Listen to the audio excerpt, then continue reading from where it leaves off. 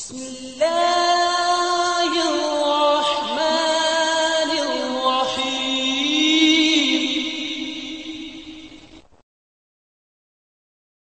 cerita yang disebutkan tentang ta'jil uqubah man lam yu'azzim sunnah.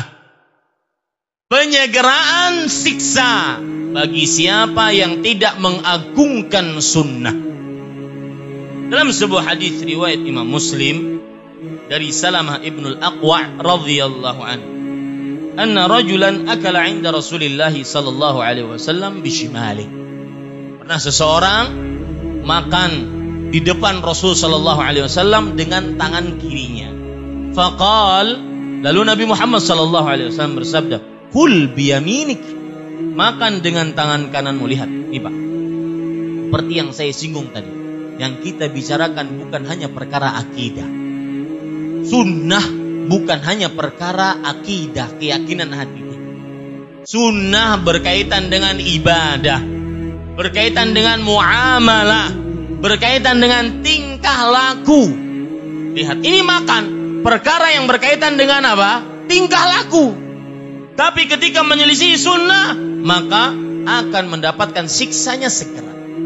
Lihat, Rasul sallallahu alaihi wasallam bersabda, "Kul biyamin."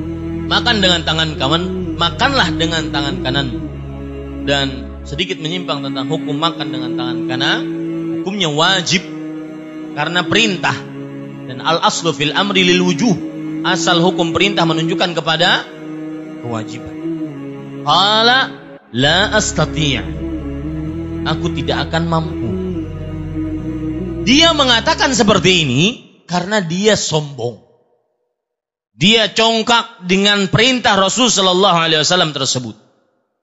Maka Nabi Muhammad sallallahu alaihi wasallam bersabda, "Lastata'ta ma mana'ahu illa al-kibru." Kamu tidak akan pernah bisa. Artinya tidak akan pernah bisa menyuapkan makanan ke dalam mulutmu. Tidak ada yang menahan dia dari makan tersebut dengan tangan kanan kecuali karena kesombongan. Dan di sini terdapat pelajaran menarik. Semua yang mencela sunnah, sebab utamanya adalah apa? Sombong. Rasul sallallahu alaihi wasallam bersabda dalam hadis riwayat Muslim, "Al-kibru batarul haq wa ghamtun nas." Kesombongan adalah menolak kebenaran dan meremehkan manusia. Kemudian diceritakan oleh Salamah ibn al-Aqwa bahwa ma rafa'aha ila fi. Orang tersebut akhirnya tidak bisa makan. Siksa yang disegerakan bagi yang mencela sunnah. Hadis yang lain dari Abu Hurairah radhiyallahu anhu, anna Rasulullah sallallahu alaihi wa alihi wasallam naha an yushraba min fi siqa. Nabi Muhammad sallallahu alaihi wasallam melarang untuk minum dari mulut teko. Dahulu teko yang dimaksud adalah kirbah. Kirbah adalah tempat air yang terbuat dari kulit. Ya, Nabi Muhammad sallallahu alaihi wasallam melarang meminum itu langsung dari mulut kirbah tadi. Mulut teko yang terbuat dari kulit tadi. Kenapa? Karena kulit tidak terlihat, tidak memperlihatkan air yang ada di dalamnya. Mungkin saja ada binatang, mungkin saja ada ini. Dan itu hikmah dari dilarangnya seseorang minum langsung dari mulut teko. Maka qala Ayyub, fa umbitu anna rajulan syariba min fi siqa fa kharajat hayyatun. Aku diberitahukan ada orang yang minum juga setelah dapat larangan Rasul sallallahu alaihi wasallam. Ya, ada orang yang minum juga setelah dapat larangan Rasul sallallahu alaihi wasallam, minum dari mulut teko, maka ternyata yang keluar ular. Cerita yang lain lagi. Di dalam hadis yang diriwayatkan, berkata Abu Abdullah Muhammad ibn Ismail At-Taimi fi syarhihi li Sahih Muslim. Abu Abdullah Muhammad ibn Ismail At-Taimi berkata ketika mensyarah hadis-hadis yang ada dalam kitab Sahih Muslim. Qara'tu fi ba'dil hikayat. Aku membaca di dalam buku-buku hikayat, cerita. anna ba'd al-mubtadi'ah hina sami'a qaulan Nabi sallallahu alaihi wasallam.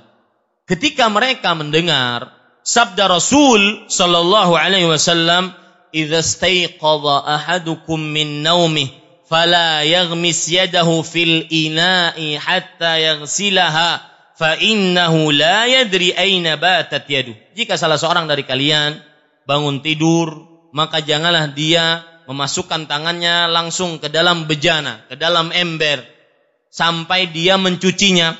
Sesungguhnya dia tidak mengetahui di manakah tangan tersebut tadi malam bermalam. Di belakang, di depan, samping kanan, samping kiri.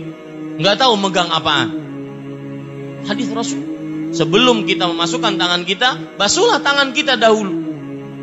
Kemudian orang tersebut yang ahli bid'ah ini, dia mengatakan, "Ana adri aina batat yadi." Batat fil firash. Aku tahu di manakah tanganku berada tadi malam.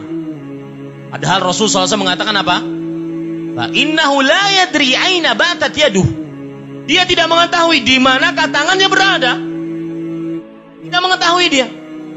Orang ini malah mengatakan, aku mengetahui. Ya, bukankah ini menentang sunnah Rasul sallallahu alaihi wasallam? Tanganku berada di atas kasur. Fa asbaha wa qad adkhala yadahu fi duburihi ila dhira'i. Ternyata di waktu pagi tangannya setengah sampai siku telah masuk ke dalam buburnya, ke dalam pantatnya. Lihat, sunnah yang dicela, pencelanya akan disegerakan oleh Rasul oleh Allah Subhanahu wa taala siksa. Qala An-Nawawi, Imam An-Nawawi rahimahullah mengomentari ayat cerita ini. Qala Al-Hafidz Abdul Hafidz, isnadu hadhihi al-hikayah kal wajdi ay kara'il 'ain li'anna ruwataha a'lamu a'immah. Cerita tadi, kalau seandainya ada yang meragukan, Imam Nawawi mengatakan sanad dari cerita tadi adalah seperti mata yang membelalak.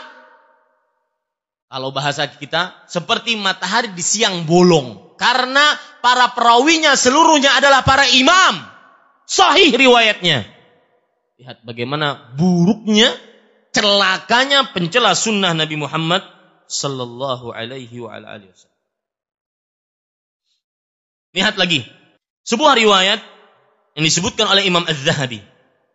Qala Al-Qadhi Abu Thayyib, Al-Qadhi Abu Thayyib rahimahullah, kunna fi majlisin bi Jami'il Mansur.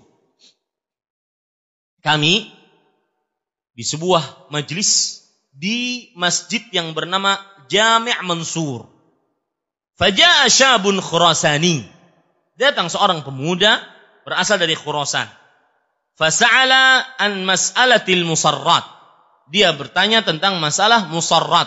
Musarrat adalah masalah sapi diikat. Puting susunya dan tidak diperah. Sehingga sapi tersebut puting susunya kelihatan besar. Apa hukumnya dalam Islam? Maka fatalaba bid-dalil. Orang tersebut, pemuda ini meminta dalil. Hatta istadalla bi hadits Abi Hurairah al-warid fiha. Hatta istudil, sampai disebutkan hadis Abu Hurairah radhiyallahu anhu yang terdapat di dalam masalah ini. Faqala wa kana Hanafiyan Abu Hurairah ghairu maqbulil hadis. Orang ini syab Khurasani bermadzhab Hanafi. Dan dijawab dengan hadis Abu Hurairah yang menguatkan pendapat mazhab Syafi'i. Maka orang ini mencela Abu Hurairah radhiyallahu anhu. Dia mengatakan Abu Hurairah hadisnya enggak diterima. Mencela hadis Rasul, mencela para sahabat.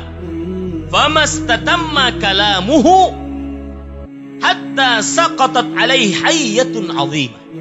Belum selesai dia ngomong, ya, atau pas habis selesai dia ngomong bahwa hadis Abu Hurairah tidak diterima, maka turun keluar dari atap masjid tersebut ular besar min saqfil jami', dari atap masjid tersebut. Fawathaban nasu min ajliha, orang-orang semua terperanjat bangun. Waharaba syabu minha, dan pemuda tadi lari. Wahiyya tatba'uhu, itu ular mengikuti dia. Kemana pemuda itu lari? Faqila lahu tub, tub. Maka diucapkan kepada pemuda tersebut, wahai pemuda, bertobat engkau, bertobat engkau. Faqala tubtu, faghabatil hayyah, falam yura laha athar. Maka ketika dia hanya dengan mengucapkan aku bertobat, maka ular tersebut hilang, tidak terlihat bekasnya. Waqala Az-Zahabi, Imam Az-Zahabi rahimahullahu taala, Muhammad bin Ahmad bin Utsman Az-Zahabi rahimahullah, ulama Islam abad ke-8 Hijriah, beliau mengatakan isnaduha a'immah. Sanad cerita ini adalah para imam. Lihat Pak, disegerakan orang-orang yang mencela sunnah Rasul sallallahu alaihi wasallam, ancamannya disegerakan oleh Allah Subhanahu wa taala. Cerita yang lain. Ini cerita balagana qala Qutbuddin Al-Yunini. Qutbuddin rahimahullah berkata, balagana anna rajulan yud'a Aba Salamah min nahiyati Busra. Artinya ada seorang yang bernama Abu Salamah, sering dipanggil dengan Abu Salamah. Dia dikenal berasal dari Basra. Kana fihi majnun wastihtar, mujawwanun wastihtar. Orang ini sering menghina dan mencela, meremehkan sunnah. Fadzukira indahu siwak wa ma fihi minal fadilah. Di hadapan dia disebutkan tentang keutamaan bersiwak. Faqala wallahi la astak illa fi al-makhraj, yakni duburah. Sungguh orang tersebut kemudian mengatakan, aku tidak akan bersiwak kecuali di pantatku. Menghina siwak. Apa yang terjadi? Fa akhadha siwakan fa wada'ahu fi makhraji thumma akhrajahu. Ternyata benar, dia lakukan itu. Dia bersiwak di pantatnya, kemudian dia keluarkan. Makatha ba'da 9 ashhur wa huwa yashku min alamin fil batni wal makhraj. Selama 9 bulan dia sakit. Dan dia mengeluh sakit pada perutnya dan pada pantatnya. Fa wada'a waladan ala sifatil jirzan. Ternyata setelah 9 bulan, jadi dia hamil. Laki-laki padahal. Setelah 9 bulan dia mengeluarkan seorang anak yang berbentuk zirzan. Lihat sifat zirzan. Lahu arba'atu qawaim wa ra'su kara'sis samakah. Punya kaki 4, kepalanya seperti kepala ikan. Walahu duburun kaduburil arnab, dan pantatnya seperti pantat kelinci. Walamma wada'ahu saha dzalikal hayawan thalatha sayhat. Ketika hewan tersebut keluar, entah itu disebut anak atau hewan ya, enggak tahu. Makhluk tersebut keluar, dia meraung 3 kali raungan. Faqamat ibnatu dzalikar rajul faradakhat ra'sahu famat. Artinya, anak perempuan si laki-laki tadi bangun dan memukul makhluk tadi, dan langsung makhluk tadi mati. Wa 'asha dzalikar rajul ba'du wada'ahu lahu yawma ba'da wad'ihi lahu yawmain. Orang tersebut setelah melahirkan dia yang masih hidup selama 2 hari. Wa mata fi tsalits, dan dia mati di hari yang ketiga mencela sunnah siwak. Wa kana yaqul, dan dia berkata selama 3 hari tersebut, hadzal hayawan qatalani wa qatta'a am'a'i. Hewan tadi yang telah membunuhku dan memutuskan usus-usus di perutku. mencela sunnah tidak gampang.